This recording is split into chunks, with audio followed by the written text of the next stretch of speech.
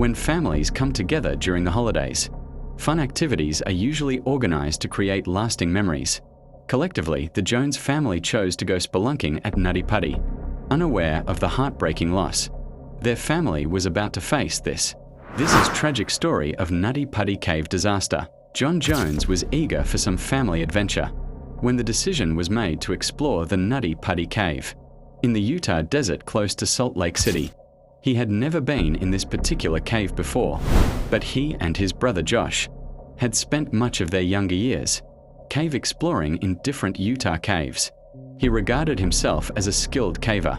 Although his adventures had slowed in recent times, he had gotten married, had a child, and was at that time a medical student at the University of Virginia.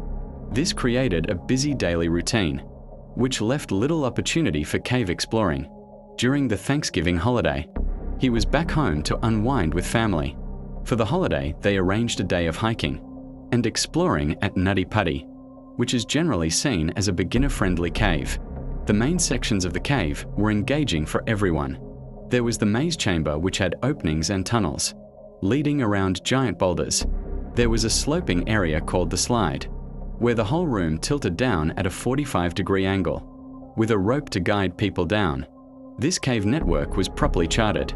In most accessible parts, there were also famous sections that were more demanding, like the birth canal or the aorta crawl. These areas were narrow and challenging to pass, so only more seasoned cavers would attempt squeezing through these gaps. Even with the known risks, people still ended up stuck in tight squeezes. In these tunnels, Nutty Putty had only recently been reopened to the public, after being shut down for several years due to cavers getting trapped in these hard-to-pass areas. Some could get through, but others discovered that their shoulders or hips simply could not pass, no matter how hard they forced against the stone. Once wedged in the narrow gap, they were completely stuck, needing serious assistance to slowly back out. Because of these rescues, a new permit-style access was enforced, requiring 2 experienced cavers per group. Josh had obtained a permit for their team to explore. The Tuesday before Thanksgiving, November 24, 2009, John's expecting wife Emily remained at the house with their 1-year-old daughter Lizzie to enjoy a calmer evening with the in-laws.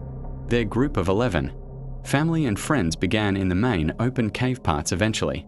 John and his brother Josh took 2 friends aside to search for more demanding passages to attempt.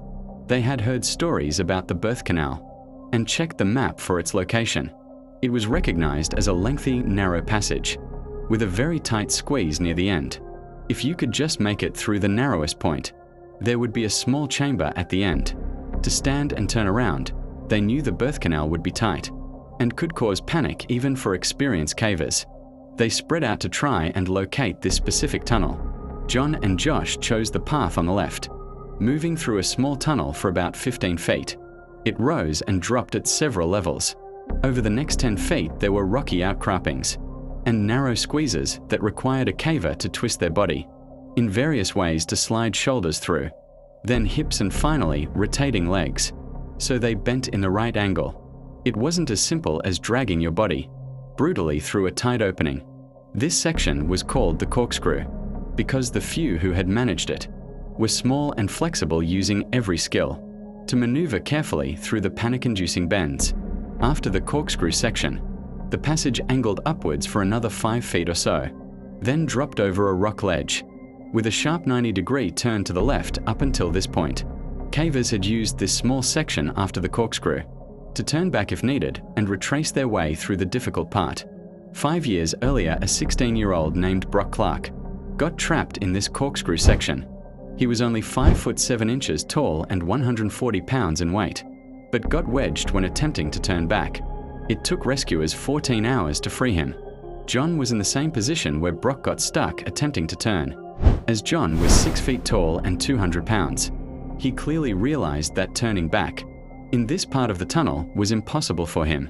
He was in a 12-inch high passage, without enough space for his pressed body to curl for a turn. He pushed forward to the ledge area and squeezed over it.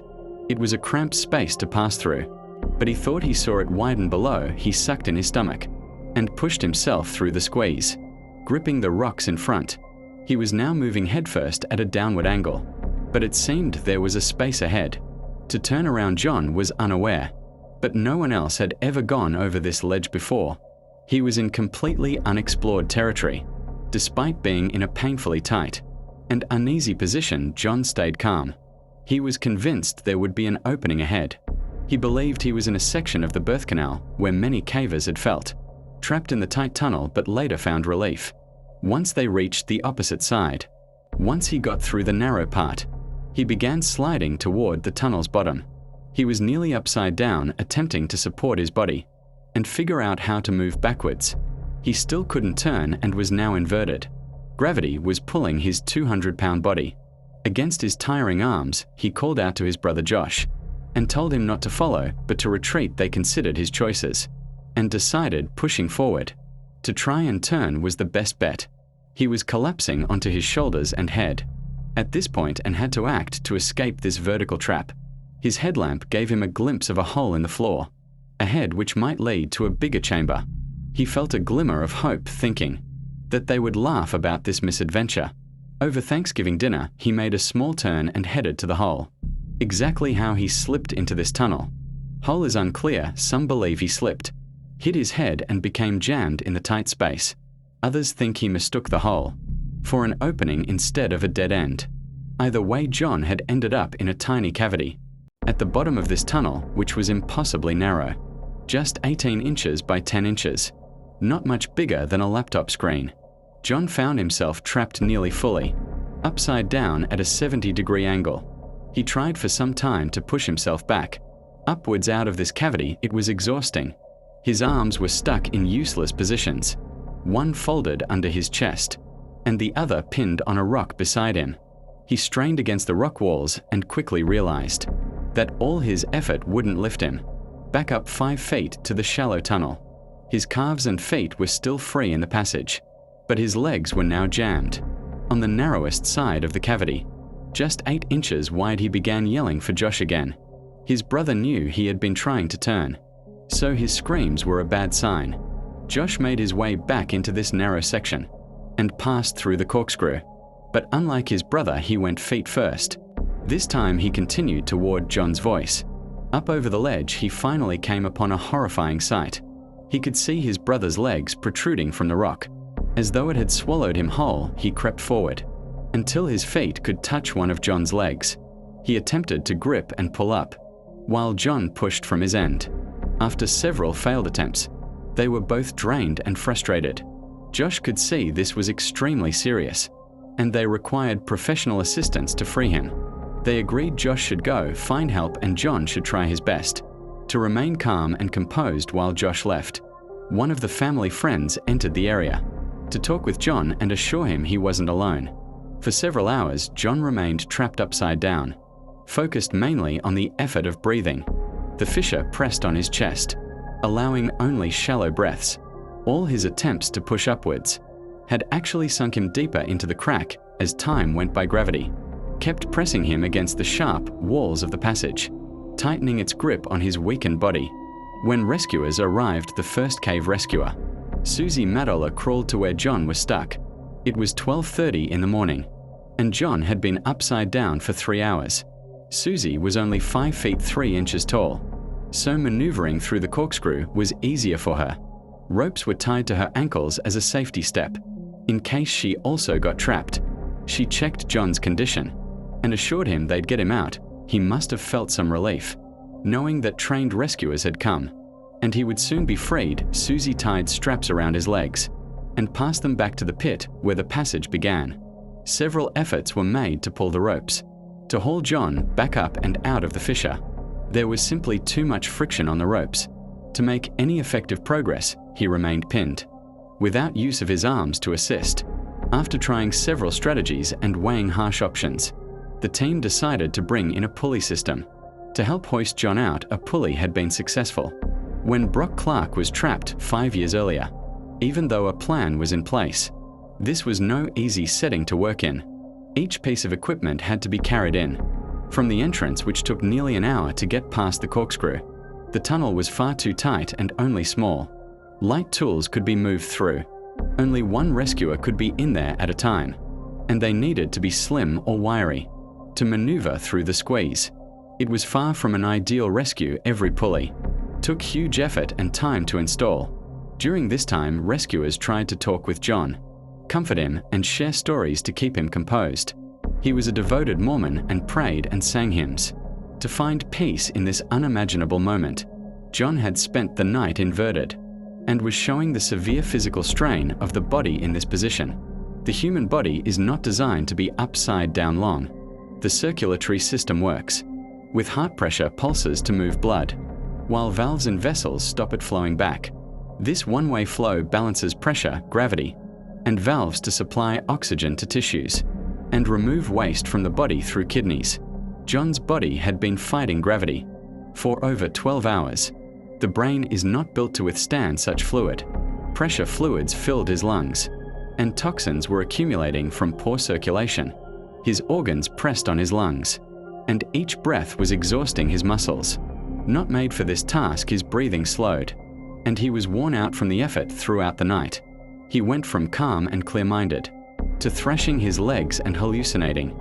It was heartbreaking to witness. For the rescuers, they were powerless, tired, and mentally trapped themselves. The cave air was warm and damp. It took willpower to keep breathing steadily when you couldn't move or breathe properly. But rescuers knew they could escape if needed. John didn't have that option. He couldn't expand his chest to breathe, and the air around him was losing oxygen bit by bit. During this period, a wired telecom was brought down to John's spot. His wife spoke with him, urging him to stay strong and faithful. John promised her he'd be out with her soon. By 4 o'clock that day, they had finally set the pulleys to pull him. Ryan Schertz was in the tunnel when the system was ready. John's body had sunk into the narrow side of the fissure, so Ryan had to push his legs across as the team pulled from outside. Each tug lifted him inch by inch out of the gap. By then, John's legs were in unbearable pain. A rope had been tied around them for hours, as rescuers tried multiple methods to pull him free. They were completely blue and without a pulse, yet every pull made him cry out to stop, as his nerves were hypersensitive. They paused to give him time to recover, and then continued. It looked like progress. John was slowly being freed. He was raised enough for Ryan to look down, to see his face, and pass down a drink tube. This rescue was painfully slow, and everyone was exhausted from the effort. Ryan was crammed in a 12-inch tunnel and had his head near John's legs as they tried moving him out of the tight 10-inch fissure. Although they made some headway lifting him, they were no closer to freedom. His legs struck the low ceiling of the passage, and twisting them in was impossible. He had no control of his legs. After 19 hours upside down, without his ability to carefully bend his knees, they considered breaking his legs to fit him back through the passage, because John's time was running out. Then suddenly, in blinding pain, Ryan blacked out when he woke. He was bleeding badly and dazed. The rope anchoring the pulley to a natural arch broke and flung the carabiner and pulley straight into Ryan's face. He suffered injuries to his face, lip, and tongue, along with a concussion. He had to leave immediately. John was back to where he started, totally trapped in the tunnel, with circulation cut off from his arms and his legs completely dead. He was helpless to free himself. This marked the beginning of John Jones' end. After Ryan was checked and sent to hospital, his father Dave took his place with John. It took an hour to fix the pulley lines, and Dave tried tying a rope around John's body, but couldn't get it past his trapped torso. During Dave's time with John, he got no response. This whole rescue depended on John's cooperation to free him. There was no way to lift his 200-pound, 6-foot frame without his effort in pushing and trying to help in some way. In Dave's attempt to tie him, he got stuck himself for 15 minutes. The desperate mission to save John put both his son and himself in danger. It was crushing reality. Once he forced himself back out into the 12-inch tunnel, he was drained and had to exit. Brandon Koalas replaced him and carried in the telecom, so John's family could speak to him. His wife Emily professed her love and told him to rest after all his effort. She still truly believed he would survive, but Brandon could see what she couldn't. John was unresponsive and no sounds of life could be heard. In the hours before, Ryan had reported the gurgling breaths John struggled with. Now there was only silence. The rescue team gathered in the pit and reviewed the situation. It was decided a medic must confirm his death. A paramedic crawled in the tight section to confirm their fear. At 11:56 on Wednesday, November 25th, John Jones was declared dead. The rescue team had worked 24 hours straight to save John, but it was impossible. With his upside-down position, time had simply run out. John endured an astonishing 27 hours inverted, which was 3 times longer than doctors predicted. The 6 rescuers who reached John in that rocky tomb were genuinely heroic. They willingly entered an unmapped part of the cave with immense risks. They were selfless in their mission, remained calm, and never gave up on an almost impossible rescue. After it was determined the body could not be recovered, John was left to rest in the Ed's Push section of the Nutty Putty Cave forever. The cave system was sealed with concrete, never to be explored again. A plaque was installed there to honor the memory of John Jones.